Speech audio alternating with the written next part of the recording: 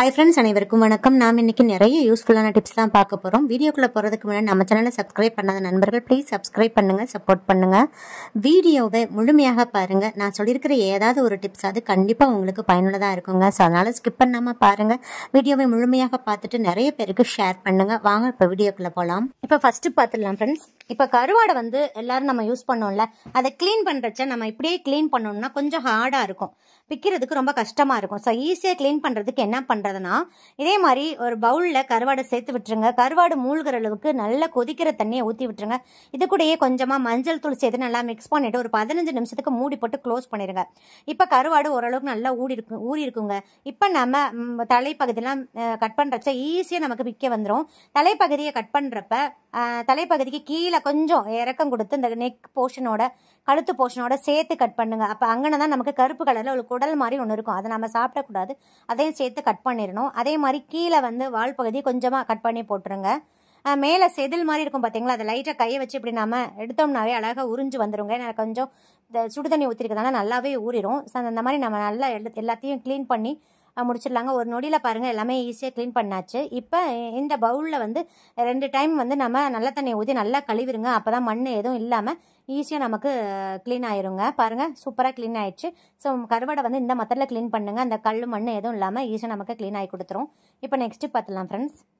நம்ம வந்து time save பண்ணுறதுக்கு தான் குக்கரே வாங்கியிருப்போம். குக்கர் வந்து அடிக்கடி மக்கர் பண்ணுங்க, அதான் கேஸ் கட் ரொம்ப ப்ராப்ளம் பண்ணும். சமைக்கிறச்சு இந்த மாதிரி குக்கர்லேருந்து தண்ணி வலியும். அந்த டைமில் லிட்டை கழட்டிட்டு அந்த கேஸ் கட்டை எடுத்துட்டு டேப் வாட்டரில் கழுவிடுங்க. இப்போ அந்த கேஸ் கட்டில் ஏதாவது ஓட்டைகள் இருக்கான்னு பாருங்கள், இல்லாட்டி எங்கேயாவது கட்டை இருக்கான்னு பாருங்கள். அந்த மாதிரி எதுவும் இல்லைன்னா அந்த மாதிரி கை வச்சு லைட்டாக எக்ஸ்பேண்ட் பண்ணி விட்டுருங்க. எக்ஸ்பேண்ட் பண்ணிட்டீங்கன்னா அந்த லிட்டில் போய் கரெக்டாக ஃபிக்ஸ் ஆகிக்குங்க. ஏன்னா இது வந்து ஏன் அப்படி எக்ஸ்பேண்ட் பண்ண சொல்கிறேன்னா, சம்டைம்ஸ் வந்து கேஸ் கட் வந்து லைட்டாக சுருங்கிடும், அதனால் அந்த கரெக்டாக போய் ஃபிக்ஸ் ஆகாமல் கேப் இருக்கும், அதுலேருந்து தண்ணி வலியும். இந்த மாதிரி லைட்டாக எக்ஸ்பேண்ட் பண்ணிட்டீங்கன்னா கரெக்டாக கிச்சனை போய் ஃபிக்ஸ் ஆகிக்குங்க. ஸோ நமக்கு தண்ணி வலியாது, ட்ரை பண்ணி பாருங்கள். இப்போ நெக்ஸ்ட் பார்த்துடலாம். அடிக்கடி கேஸ் கட்டை வந்து மாற்றாமல் நிறைய நாள் எப்படி ஸ்டோர் பண்ணலான்னு பார்க்கலாங்க. இந்த 2 டிப்ஸை மட்டும் நல்லா தெரிஞ்சு வச்சுக்கோங்க. சமையல் வேலை முடிஞ்ச உடனே டக்குன்னு குக்கர் மூடியிலிருந்து ஃபஸ்ட்டு நம்ம கேஸ் கட்டை தாங்க ரிமூவ் பண்ணணும். ரிமூவ் பண்ணிவிட்டு அதை வந்து தண்ணியை நல்லா டிப் பண்ணிடணும், நினச்சி விட்டுருணுங்க. ஏன்னா கேஸ் கட்டுக்கு ஹீட்டே ஆகாது. இந்த மாதிரி பண்ணுறதுனால இந்த ஹீட் ஃபுல்லாக நல்லா ரெடியூஸ் ஆயிரும். அதுக்கப்புறம் இதை டேப்பில் இந்த மாதிரி தொங்க போட்டுருங்க. அந்த தண்ணியெல்லாம் வடிஞ்சதுக்கப்புறம் ஃப்ரீசரில் ஸ்டோர் பண்ணிடுங்க. எத்தனை கேஸ் கட் இருந்தாலும் இதே மெத்தடை ஃபாலோ பண்ணி ஃப்ரீசரில் ஸ்டோர் பண்ணிக்கோங்க. நெக்ஸ்ட் டைம் நீங்கள் பயன்படுத்தும் போது தண்ணியை நினச்சிட்டு அதுக்கப்புறம் குக்கரில் மூடியில் மாட்டிட்டு பயன்படுத்துங்க. ஏன்னா எப்பயுமே கேஸ் கட்டு வந்து ஈரப்பதமாக இருக்கணுங்க, அப்போ தான் அது உழைக்கும். இப்போ நெக்ஸ்ட் பாருங்கள், கேஸ் கட்டை வந்து நம்ம ரிமூவ் பண்ணிவிட்டு லைட்டாக அந்த வாஷ் பண்ணிவிட்டு நம்ம வச்சுருவோம். அந்த மாதிரி பண்ணக்கூடாது. இந்த கேஸ் கட்டுக்கு உள்ள கேப் இருக்கும் பார்த்தீங்களா, அதிலெல்லாம் ஃபுட் பார்ட்டிகல்ஸ் போய் மாட்டிக்கிட்டு பாக்டீரியாஸ்லாம் ஃபார்ம் ஆகிட்டு ஓட்டை விழுந்துருங்க. அந்த மாதிரி ஓட்டை விழுக்காமல் இருக்கிறதுக்கு இந்த மாதிரி என்ன லிக்யூட் நீங்கள் யூஸ் பண்ணுறீங்களோ அதை எடுத்துக்கோங்க. இந்த மாதிரி வேஸ்ட் ப்ரஷ் அதை டிப் பண்ணிவிட்டு இந்த மாதிரி உள்ளே வந்து நல்லா க்ளீன் பண்ணி கொடுத்துருங்க. இந்த மாதிரி பண்ணுறதுனால ரெகுலராக இதே மாதிரி பண்ணுங்கள். இந்த மாதிரி பண்ணுறதுனால அந்த ஃபுட் பார்ட்டிகல்ஸ்லாம் உள்ளே போய் மாட்டாமல் இருக்குங்க, இதனால் ஓட்டை விழுகாது. நெக்ஸ்ட்டு வந்து இதே மாதிரி வாஷ் பண்ணிவிட்டு அதுக்கப்புறம் ஃப்ரீசரில் ஸ்டோர் பண்ணிக்கோங்க. இந்த மாதிரி ரெகுலராக செய்கிறதுனால கேஸ்கட் நம்மளால் அடிக்கடி மாற்ற தேவையே இல்லைங்க.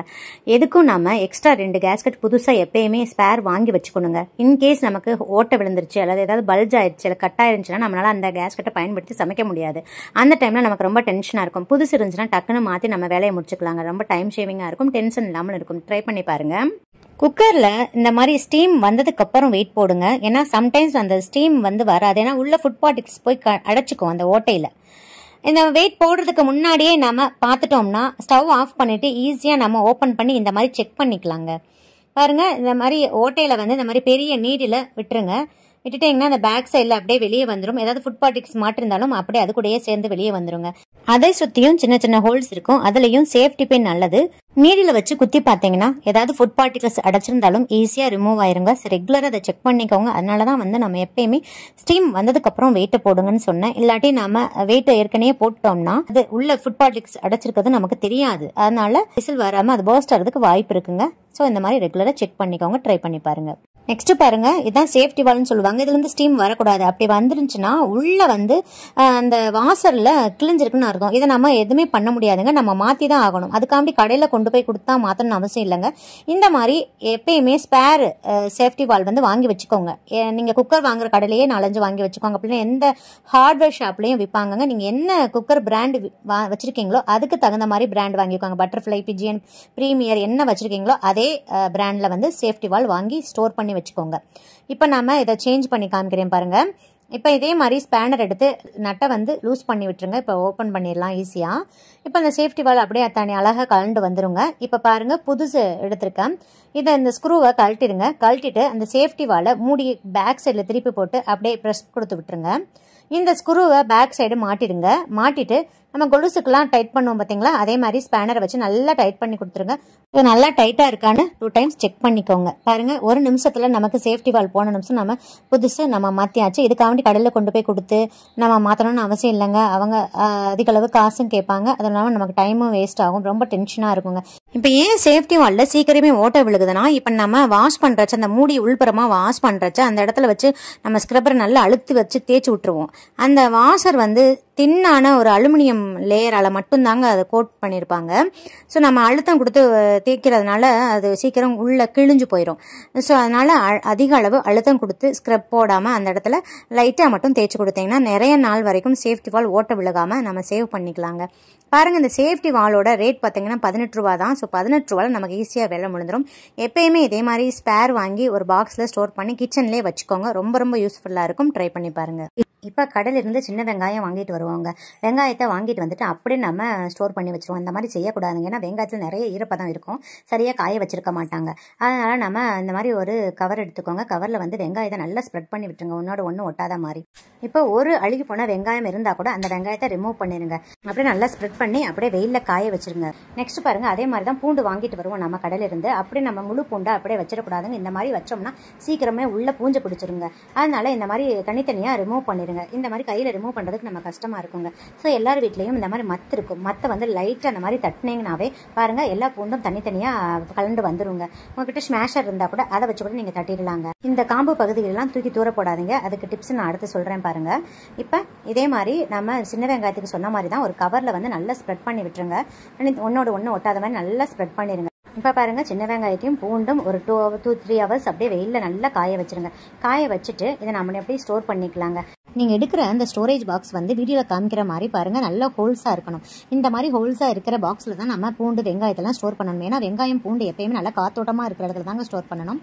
அதனால் இந்த மாதிரி ஹோல்ஸாக இருக்கிற பாக்ஸில் நம்ம வெங்காயம் இதெல்லாம் ஸ்டோர் பண்ணிக்கிட்டோம்னா நீண்ட நாள் கெடாமல் இருக்குங்க. பெரிய வெங்காயத்தையும் இதே மாதிரி நம்ம ஸ்டோர் பண்ணி வச்சுக்கலாங்க. நெக்ஸ்ட் பாருங்க, இந்த தோல்லாம் நம்ம வேஸ்ட் படுத்த வேணாங்க. நம்ம வீட்டில் ஏதாவது செடி இருக்கும் பார்த்தீங்களா, அதில் போட்டுட்டு லைட்டாக தண்ணி தெளிச்சு விட்டுருங்க. அப்போ தான் பறக்காமல் இருக்கும். இது நல்ல ஒரு உரமாக பயன்படுங்க. இந்த டிப்ஸ் பிடிச்சிருந்தா ஒரு லைக் கொடுத்துருங்க. நெக்ஸ்ட் பாருங்க, சின்ன வெங்காயம் நிறைய பேர் வாங்க மாட்டாங்க. ஏன்னா அது வந்து தோல் உரிக்கிறதுக்கு ரொம்ப கஷ்டமாக இருக்கும். நம்மளால் சமையல் வந்து சீக்கிரமாக செய்ய முடியாதுன்னு வாங்க மாட்டாங்க. ஆனால் சின்ன வெங்காயத்தில் நிறைய சத்துக்கள் இருக்குங்க. ஸோ கண்டிப்பாக சின்ன வெங்காயம் வாங்கி யூஸ் பண்ணுங்க. இப்போ பாருங்க, இப்போ சமையல் செய்கிறதுக்கு ஒரு அரை மணி நேரத்துக்கு முன்னாடி உங்களுக்கு எவ்வளோ தேவையோ அவ்வளவு சின்ன வெங்காயத்தை தண்ணியில் ஊற வச்சிருங்க. ஒரு அரை மணி நேரம் ஊறட்டுங்க. ஊறினதுக்கப்புறம் நீங்கள் தோல் உரிச்சிங்கன்னா ஈஸியாக தோல் உரிஞ்சிருங்க. உங்களுக்கு கஷ்டமே இருக்காது. ஒரு நிமிஷத்தில் எவ்வளோ வெங்காயத்தை வேணால் உரிச்சிடலாம். பாருங்கள் எவ்வளோ ஈஸியாக உரிச்சாச்சுன்னு. கண்ணிலிருந்து ஒரு சொட்டு தண்ணி கூட வராது. ஏன்னா நம்ம தண்ணியில் நினச்சி நம்ம உரிக்கிறதுனால ஒரு சொட்டு தண்ணி கூட வராதுங்க. ஸோ இந்த டிப்ஸ் பிடிச்சிருந்தா ஒரு லைக் கொடுத்துருங்க. இப்போ நெக்ஸ்ட் போயிடலாங்க. பூண்டு வந்து உரிக்கிறது ரொம்ப கஷ்டமாக இருக்குங்க. அதுக்குன்னு எந்த டூல்ஸுமே பயன்படுத்த தேவையில்லை. பாருங்கள், பூண்டோட டிப்பை வந்து லைட்டாக தரையில் இந்த மாதிரி தட்டிட்டாவே அந்த மேல் தோலெல்லாம் லைட்டாக பிரிஞ்சு வந்துடுங்க. அப்படியே ஈஸியாக உரிச்சிடலாங்க. இது வந்து அந்த காலத்துலேருந்து பாட்டிங்க இந்த மாதிரி தாங்க யூஸ் பண்ணியிருக்காங்க. இது ரொம்ப ரொம்ப யூஸ்ஃபுல்லாக இருக்குங்க. இதுக்குன்னு தனியாக நம்ம டூல்ஸ் பயன்படுத்த தேவையில்லை. ஆனால் நமக்கு பூண்டு இந்த மாதிரி ஈஸியாக உறிஞ்சு வர்றதுக்கு பூண்டு வந்து நல்லா காஞ்சிருக்கணும். அதனால தான் வெயிலில் வந்து ஒரு 2-3 மணி நேரம் நல்லா காய வச்சு எடுத்துருங்க. அப்போ தான் அதோட லைஃபும் நல்லா இருக்குங்க. ஸோ இந்த டிப்ஸ் உங்களுக்கு பிடிச்சிருந்தா லைக், ஷேர், கமெண்ட் பண்ணுங்க. இப்போ இந்த மாதிரி ரப்பர் பேண்ட் எல்லார் வீட்லேயும் வச்சுருப்போங்க. அந்த ரப்பர் பேண்ட் வந்து சீக்கிரமே வந்து ஒன்னோட ஒன்று ஒட்டி அப்படியே பிசின் மாதிரி ஆயிருங்க. அந்த மாதிரி ஆகாமல் இருக்கிறதுக்கு இதே மாதிரி ஒரு பாக்ஸ் எடுத்துக்கோங்க. பாக்ஸில் இந்த ரப்பர் பேண்டை போட்டுட்டு உள்ளே வந்து முகத்துக்கு போடுற பவுடரை கொஞ்சமாக அப்படியே டஸ்ட் பண்ணி விட்டுருங்க. இதை நல்லா அப்படியே ஷேக் பண்ணிடுங்க. இந்த பவுடர் வந்து அந்த ரப்பர் பேண்டோட எல்லா இடத்துலையும் கோட் ஆயிரும். கோட் ஆகிட்டு இதே மாதிரி மூடி அப்படியே க்ளோஸ் பண்ணி வச்சுக்கிட்டிங்கன்னா ஒரு வருஷம் ஆனாலும் இது அப்படியே வீணாக போகாமல் அப்படியே இருக்குங்க. ஸோ இந்த டிப்ஸ் பிடிச்சிருந்தா ஒரு லைக் கொடுத்துருங்க. நெக்ஸ்ட் பாருங்கள், உருளைக்கிழங்கு நிறைய பேர் வந்து இந்த மாதிரி பெரிய வெங்காயத்தை கூட போட்டு வைப்பாங்க. அந்த மாதிரி போட்டு வைக்கவே கூடாதுங்க. அந்த மாதிரி வைக்கிறதுனால சீக்கிரமே அந்த உருளைக்கிழங்கு முளைச்சிடுங்க. அந்த மாதிரி பண்ணவே கூடாது. நெக்ஸ்ட் வந்து அந்த உருளைக்கிழங்கு வந்து பச்சை கலரில் சில உருளைக்கிழங்கு இருக்குங்க. அந்த மாதிரி வாங்கவே கூடாதுங்க. அது ரொம்ப ரொம்ப பாய்சன். அந்த மாதிரி இருந்துச்சுன்னா அந்த உருளைக்கிழங்கு அவாய்ட் பண்ணிடுங்க.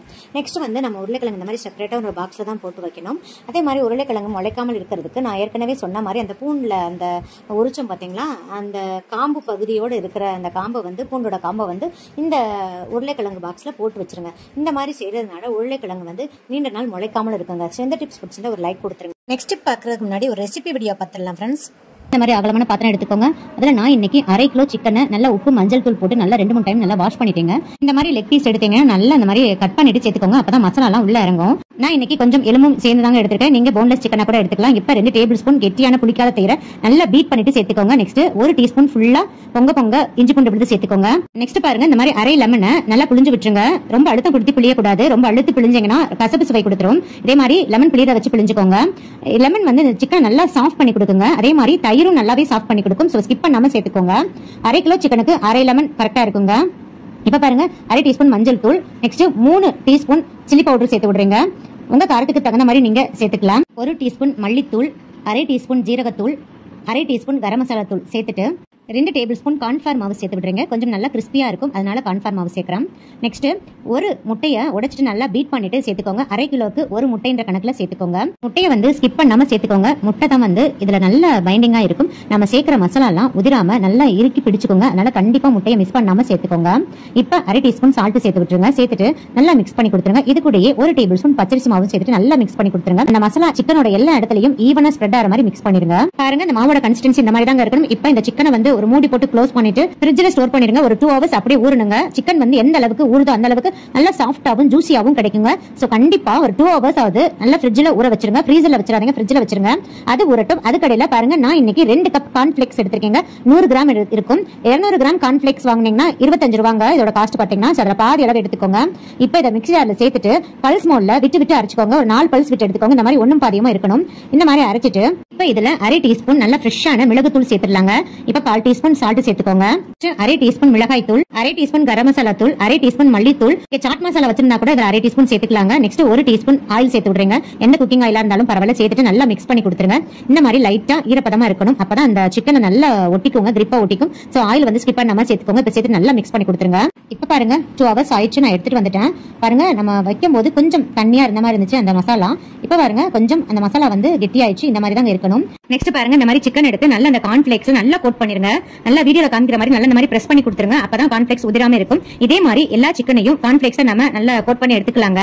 பாருங்க, நான் எல்லா சிக்கனையும் கார்ன்ஃபிளேக்ஸ்ல கோட் பண்ணி எடுத்து வச்சுட்டேன். இப்ப நம்ம ஃப்ரை பண்ணிடலாம். கடாயில பொரிக்கிறதுக்கு தேவையான ஆயில் ஊத்திக்கோங்க. இப்ப ஸ்டவ் ஆன் பண்ணிட்டு எண்ணெய் நல்லா காய வச்சுக்கோங்க. இப்ப எண்ணெய் நல்லா காயவும் ஃப்ளேமை கம்ப்ளீட்டா சிம் பண்ணிருங்க. இப்ப நான் 2 கொத்து கருவேப்பிலை இதில் சேர்த்து விடுறேங்க. சேர்த்துட்டு அந்த கருவேப்பிலையோட படப்படப்பெல்லாம் அடங்கவும் பாருங்க, நல்லா கிறிஸ்பியாகவும் நம்ம எடுத்துடலாம். இந்த மாதிரி கருவேப்பிலையை ஃபர்ஸ்டே வந்து எண்ணெயில ஃப்ரை பண்ணிட்டு அதுக்கப்புறம் சிக்கனை ஃப்ரை பண்ணும்போது நல்ல ஃபிளேவரா இருக்குங்க. கண்டிப்பா நீங்க இந்த மாதிரி ட்ரை பண்ணி பாருங்க. இப்ப நம்ம சிக்கனை சேர்த்து விட்டுறலாம். சேர்த்துட்டு உடனே திருப்பி விடாதீங்க. ஒரு 2 நிமிஷத்துக்கு அப்படியே விட்டுருங்க. 2 நிமிஷம் கழிச்சு இப்ப திருப்பி போடுங்க. திருப்பி போட்டுட்டு ஒரு 3 நிமிஷத்துக்கு அப்படியே விட்டுருங்க. ஃப்ளேம் கம்ப்ளீட்டா சிம்ல தாங்க இருக்கணும். சிம்ல வச்சு தான் இதை ஃப்ரை பண்ணணும். மிதமான தீயில வச்சு ஃப்ரை பண்ணாதான் உள்ள நல்லா வெந்து வெளியே நல்லா கிறிஸ்பியா கிடைக்கும். 5 to 8 நிமிஷத்துக்கு நம்ம ஃப்ரை பண்ணா போதுங்க. சிக்கன் நல்லா ஃப்ரை ஆயிரும். அதுக்கு மேல ஓவர் குக் பண்ணீங்கன்னா ரொம்ப ரப்பர் மாதிரி ஆயிருங்க. இப்ப பாருங்க, நல்லா சிவந்துருச்சு. இப்ப நம்ம எடுத்துடலாம். மசாலா கொஞ்சம் கூட கடையில ஒட்டவும் இல்ல, உதிரவும் இல்லங்க. எக்ஸ்ட்ரா அந்த லைட்டா இருக்கிற கார்ன்ஃபிளேக்ஸ் மட்டும் தான் உதிர்ந்திருக்கு. இப்ப பாருங்க, இதே மாதிரி லெக் பீஸை போட்டீங்கன்னா போட்டுட்டு உடனே திருப்பி போடாதீங்க. போட்டு அதே மாதிரி 2 நிமிஷம் வெயிட் பண்ணுங்க. இந்த மாதிரி எக்ஸ்ட்ரா ஒரு கரண்டி வச்சு திருப்பி போட்டுக்கோங்க. இந்த லெக் பீஸை மட்டும் ஒரு 10 நிமிஷத்துக்கு ஃப்ரை பண்ணிக்கோங்க. ஏன்னா பெருசா இருக்கிறதுனால கொஞ்சம் டைம் எக்ஸ்ட்ரா எடுக்கும். இதே மாதிரி எல்லா சிக்கனையும் நம்ம ஃப்ரை பண்ணி எடுத்துக்கலாங்க.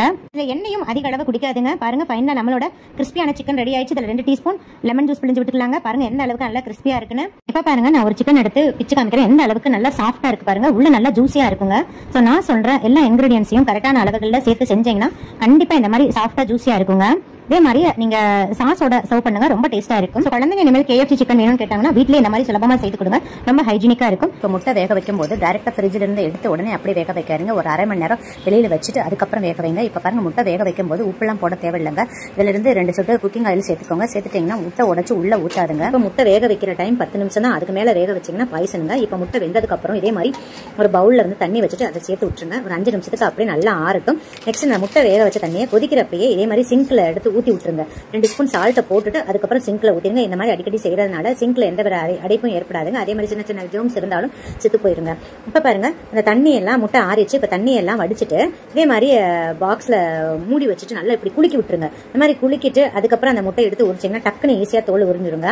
நான் ஃபர்ஸ்டே சொன்ன மாதிரி முட்டையை வந்து உடனே நீங்க ஃப்ரிட்ஜ்ல இருந்து எடுத்து வச்ச நிமிஷம் பாயில் பண்ணீங்கன்னா பாருங்க, தோல் எல்லாம் ஒட்டிக்கிட்டு நம்மளால எடுக்கவே வராதுங்க. நிறைய முட்டைகள் வந்து முட்டையோட தோல்லையே போயிருங்க.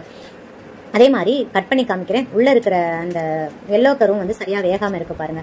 இப்ப நான் கட் பண்ற முட்டை தாங்க ஃப்ரிட்ஜ்ல இருந்து டைரக்டா எடுத்து வேக வச்சது. மேல இருக்கிற 4 முட்டையும் அரை மணி நேரம் வெளியே வச்சு வேக வச்சதுங்க. இது வரைக்கும் நீங்க பார்த்த டிப்ஸ்ல ஏதாவது ஒன்னாவது உங்களுக்கு பயனுள்ளதா இருக்கும்னு நினைச்சீங்கன்னா நம்ம சேனலுக்கு ஒரு லைக் கொடுத்து சப்ஸ்கிரைப் பண்ணிக்கோங்க. நிறைய ஷேர் பண்ணிக்கோங்க. மீண்டும் அடுத்த பதிவில் சந்திக்கிறேன். நன்றி, வணக்கம்.